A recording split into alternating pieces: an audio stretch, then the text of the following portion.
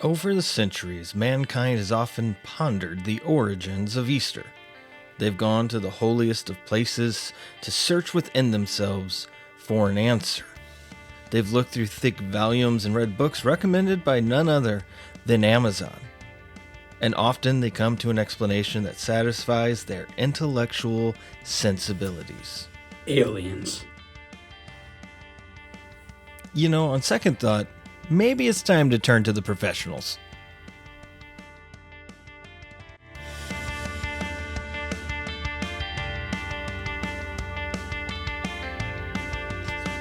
Oh, didn't see you there. Man, I have been reading for months, years perhaps, and I still... Easter.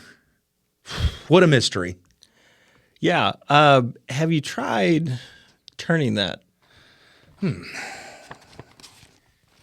Wow. It all just, it makes sense. Well, things tend to make sense when you look at them clearly, Brandon.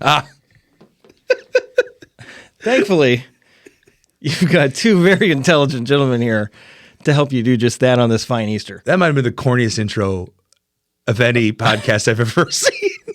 That's what we were going for. Oh, I should have dressed up like a bunny for the Easter one. You should have. But you know what? The bunny is a great example, though, of like why people think, oh, this was For sure. this was a pagan thing. But that really falls short when you break into it. So let's jump into things. The short answer here, by the way, is no. Easter was not pagan. Easter was not a pagan holiday. In case you're in a rush. That was repurposed. Yes. No. Okay. So yes. if you need to, you can stop here and go about your day. But if you want to find out more, please continue to watch. If you want to know why, the answer is no. Right. Yes. So there's a simple explanation for the determination of why Easter happens when it happens. And this comes from the Royal Museums of Greenwich. But Easter is the first Sunday after the full moon that occurs on or after the spring equinox. Mm-hmm.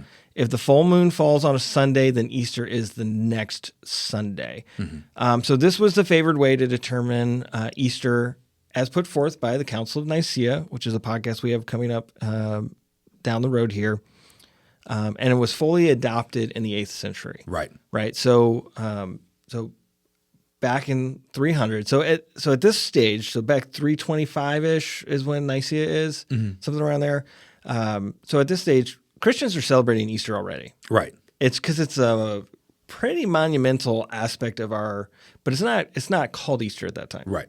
And so we come to this conclusion at the Council of Nicaea. Well, now we have a different calendar, so we're trying to identify where would it fall in the new calendar, and this is kind of how we came up with that conclusion. Right. Yeah, because people don't know this, but there's a couple books in the Bible that celebrate Easter as well. Well, yeah, I mean, the very first day they discovered that the tomb was empty, that's Easter. That's Easter. That's the celebration. That's the celebration. Yeah. And what's interesting too is in the Bible, it explains what's happening leading up to the death and resurrection of Christ. Yeah. And it points to very specific Jewish holidays and customs, right? So the resurrection of Jesus is believed to have occurred the third day after Passover. Right. So what we're trying to accomplish here when we pick a date for Easter is get it to as close as when they would have celebrated Passover and the third day thereafter. Right. The writers, and this is what we have to understand, and this is why the Bible is so amazing. The writers who are divinely inspired to write these Gospels, all of them mention the Passover. All of them mention a need that they are in the upper room. They are celebrating the Passover meal. And Luke in particular, and Luke is he is not a disciple in the aspect of Matthew, Mark, and Luke. Or not Matthew, let's do Matthew, Peter, and John. Luke is a physician who's kind of like the Lee Strobel of the early church, and he comes in to investigate this and to get the fullest account. He actually says that it happens on the Feast of Unleavened Bread, and so what he is doing is he is giving the context because the Passover and the first day of the Feast of Unleavened Bread overlap, and so the Seder is done, the Seder is made, and then at the end end of the Seder, everything on the table is to be literally consumed. Right. So when they write that Jesus is reclining at the table with his disciples, they've just overeaten, for lack of a better word. Like they've just consumed everything on the table because this is what part of the Feast of Unleavened. So the fact is that we have very clear indicators. We know where Jesus was 3 days before. Right. We know that it's 3 days later because the Bible tells us that he is crucified that morning. He's crucified on a Friday morning, for lack of a better word. They cannot work on a Saturday because that is the Sabbath. Right. The Bible also tells us that he dies and they crudely prepare his body. But the women wake up on Sunday morning to go to the tomb to finish preparing Jesus' body. They're going there with their spices and balms and whatever to do the burial rites of Judaism. And that's when they discovered the tomb. So we have a very clear timeline. The issue, and you and me were talking about this earlier, the issue comes in not with the timeline, but the fact that that was the Jewish calendar. Right. The Jewish calendar, literally, they talk about it occurs, the Bible in Deuteronomy talks about the 14th day of Nisan, which is a month in Judaism, not a car. Not a car festival. No, not a car. Easter was about event. Easter was about getting the best deal on a new car. Although Nissan is really missing the boat right now. They could really be having need to get on that. They could be having a really good Nissan dealerships, give us a call. We got a pitch for you. That's right. But that's so that's all to say that the problem was when we start talking about when is Easter, the Jewish calendar is no longer in use anymore. Right. The Council of Nicaea is uniquely Greco-Roman, meaning it's primarily moved on from Judaism to Christianity is now its own thing. And they don't have the same months. And so there has to be some calculating done to say, okay, so what is in Judaism the 14th day of the month of Nisan, what is that? Well, they based all of their months off of the moon, off of agricultural seasons, and so that's where this is not a pagan holiday. No. This was actually what it was pagans trying to figure out when it actually happened. Yeah. It's not the other way. It's not Christians saying, "Oh, the pagans do this." We say pagans, but Gentiles might be a better word. Yes, Gentiles would be the much better word. Exactly right. Yes. Yeah. So it became known as the Easter Festival, and historians believe that this is a shortened version of the month Estromannoth, which eventually became known as April. April. Yep. Estromannoth is basically a month. It's just a month, right? So Easter gets its roots out of that word. Right. Because it was the Easter festival, because it happened in that month. In that month, yes. Now, there is a claim that the month is named for the pagan goddess Estre. I think that's the right pronunciation. I'm not up on my pagan pronunciations. But this really isn't mentioned until the 8th century by Bede. Bede was also known as Saint Bede, and he was a monk and a historian, right? So he wrote that there was a kind of some Germanic followings of this goddess Estre, Istre, however it's pronounced. But what's interesting though is that he's really the lone source for that, right? And so what the truth is that could be true is that there was this goddess that was, and I think there's later evidence that yes, this is a true thing, that this goddess existed. Pagans did worship her and celebrate her. But she was considered, it was a Germanic thing, and the celebration of Easter amongst Christians was happening long before they moved into the Germanic region. So, so they couldn't have taken an existing thing and said, now they may have replaced it because people shed their paganism as they turned to Christ and became Christian. So then they turned away from celebrating a different type of festival and started celebrating Easter. That's more than plausible. Well, the narrative that I always hear is that, and maybe you hear this too, is that we Christians hijacked these festivals. Right. We hijacked what they were doing. The reality is we were already doing things, and I think, especially with Bede and what he does, because I think there's even a misunderstanding there, is he's trying, what I think he's trying to do is he's trying to make Easter more accessible to people who don't understand Easter. Here's a prime example. The goddess of love, okay, what more loving act is there than a God who is willing to die for you Right. I mean, Easter's already rooted in love. Easter, the narrative has always been, for God so loved the world that he gave his only, that's been the, so what ends up happening is it's not Christians hijacking or pagan festivals. It's really pagan festivals hijacking Christian concepts that now get intermingled. But I think also, too, they're not the same concepts. They're different because what pagans view as love is not what God views as love. Exactly. And we see that today with what the Bible teaches is love versus what the world says is love. Right. Well, and that's where it gets lost in translation because things like Easter become commercialized. Yes. Right. And then suddenly now the Christian narrative is Easter eggs and bunnies and little marshmallow peeps. Well, But what's interesting about that is there is no evidence that the goddess Estre was associated with rabbits or eggs. That's a later fabricated thing. Right. That to support the idea that Christians came along and said, "Oh, you're doing this? Oh, well, guess what? It's actually about Jesus, not about what you believe." Right. And that's not what happened at all. Christians walked in and said, "Oh, you're celebrating that? We're already celebrating this. Mm-hmm. This is why what we're celebrating is so much better." Right. And like that's probably the most charitable explanation I could give to that. The nicest, what we're doing is better than what you're doing. But it's also it's a season. Right. Which is actually where rabbits come from. Right. Yeah. Because rabbits pop up in the spring. Right. So the idea that rabbits would be associated with April or Easter, it makes sense that we would throw rabbits into this ring. Also, eggs. So historians believe that the reason eggs are so popular is because this is during Lent. Mm-hmm. So hard-boiled eggs kept for a good long time. Mm-hmm. So they would boil their eggs.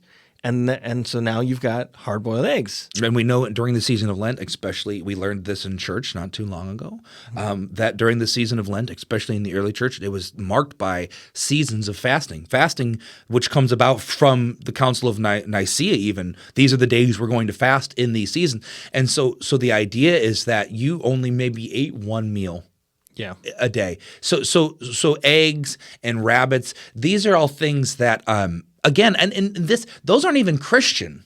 There's no Christian that looks at that eggs and rabbits and there's no even need for us to have to justify It's really I think it's just marketing, right? and maybe that's where I think people draw it together as like, well, Easter was actually about the eggs and the rabbits because it was a part of this pagan thing, and that's why this exists. It's like, nah, but it's not. It's really not. There is absolutely no historical evidence for that. Now, there was somebody named Alexander Hyssop who wrote a book, Two Babylons, claiming that Christians had rebranded these pagan holidays as Christian ones. But historians have already kind of debunked this. Nobody takes this seriously anymore, not in an intellectual sense. So, So if you got somebody out there telling you that, hey, this is pagan, this is where you flex your intellectualism and be like, smart people don't think that. Right. Right. But his findings have not been corroborated with what we see throughout history. Right. So he came to this conclusion, and here's the thing: people want to run with it because it gives them an excuse not to believe the gospel. Right. Right. And it's like, look, if you don't want to believe the gospel, don't. But you don't have to cast aspersion on it for the sake. You don't have to believe that Jesus was who he says he was, but you should, if you're a reasonable person, believe that he A, existed, B, died on a cross, and C, was believed to have been risen from the dead by his disciples. Right. That's like every historian will admit that Jesus was a real person. Yeah. Like that he fully walked this earth. Like every historian says the amount of evidence for him is just so undeniably there. Right. And so any historian, let me put it this way, any historian who doesn't have a secret agenda or trying to sell a book will admit that. Any real genuine historian. Well, yeah. And that's the thing. Like you look at these pagan holidays and how they happen on these. You've already kind of touched on it. It's because holidays and festivals happen during seasonal shifts. Right, so it was natural for them to. It was centered around harvest. It was centered around time to collect harvest, planting seasons, and I think that's the thing that Easter is centered around the Passover, which is centered around some harvesting and planting seasons. Right. But the funny thing is, like Easter is so symbolic of new life. Yes. Right. Well, that's where all these other things start to get brought in. It's the flowers. It's the rain. Like Easter is associated with the season of new life. Well, marketing companies will run with that Yeah. You know, and I don't say that like to jokingly say like there were marketing companies in, you know, the 5th century, but there kind of were. Like people started incorporating, oh wow, new life. Wow, flowers are about life. Let's plant flower. Like, you know, that's where all of these little things. But every historian will say, no, Jesus was truly a real person. He was really, really, truly here. And if that's the case, now we've got to talk about these claims of his resurrection, because that's what Easter is all about, is the resurrection. Right. And that is interesting that the resurrection would occur during a season of new life. Right. Or that's looked at as this new life of things coming back from the dead. You know, you go through winter, everything dies, but then everything comes back. So like there is some, I don't know if irony is the right word, but there is some kind of God kind of saying, oh, you don't think God was up there like, Right. look, this is perfect because they will always remember this season, So the real new life. if you're not intellectual, you just want to pretend to be and say that Jesus didn't exist, that he's a made up conspiracy. Again, QAnon level stuff, right? Right. I really want to hit that home. Like this is, you have to be in some serious conspiracy theories if you think Jesus did not exist as a man. You can dispute whether or not he was who he says he was. Right. You can't dispute that he existed, that he died on a cross, and that he was believed to be raised from the dead. Right. My point though is if you've chosen to ignore the truth of that, Right. then you say, oh, see, they're using this spring idea to you know, throw it at this idea of resurrection. So like I get why people want to cling to that. Right.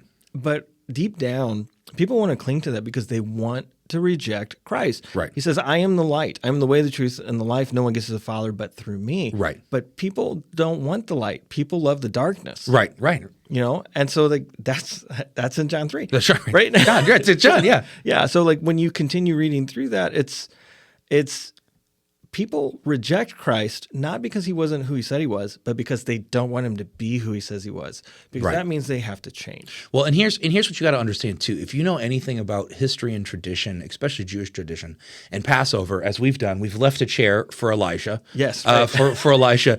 But this is what's really interesting. Let me just break this down, because this is why. Because a lot of people ask me, okay, so why does Easter have to be with Passover? Yes, this season of new life. Yes, all of this. But what is the correlation? Well, here's what happens. Passover occurs, and in every Passover Seder, there is a seat that is left for Elijah, which is their deliverer, their Messiah, and it's a seat it's a table that has been prepared for him for when, you know, the hope is that you open the door, and actually the kids do. They run and they open the door and they get to see, is Elisha here? And, you know, and maybe someday he will be standing at that door when they open it, and just how crazy would that be? You're like, oh my gosh, that'd be pretty cool. Yeah, that would be, you know, surprise. But this is a tradition that in Passover had already happened. Like there was always a seat left for Elijah. Yeah. When Jesus is crucified, he cries out, you know, he has the Eloi, Eloi, sabachthani, you know, whatever the whole, I have to actually read it, but my God, why have you forsaken me? I got pretty close.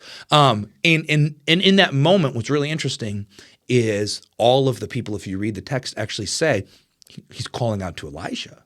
Right. So they have Elijah in their mind because Elijah is the Messiah. They think Jesus on the cross is crying out to Elijah to deliver him, not realizing who he is. So the reason why we have Easter and Jesus at the same time, and well, obviously Easter is, I meant to say the Passover, why we have the Passover and Jesus at the same time is Jesus is Elijah. He is the Messiah. He's not Elijah from the Bible. Figuratively. Yeah. He is the guy they've been waiting for. They don't recognize it, but he is that guy. That was his seat. That was his seat, exactly. So the idea of Passover happening when it does, Jesus being crucified when he is, it is the whole culmination of Elijah has come. Yeah. He was Elijah. He was the Passover lamb, you know, and that's what this. So when we talk about Easter as a pagan festival, or Christians hijacking pagan ideas, it's so funny because when you look at that, just that alone, the fact that Passover, Jesus, and Elijah, you say, oh my goodness, and you don't think the early Christians who were Jews didn't see that correlation? Right. You know what I mean?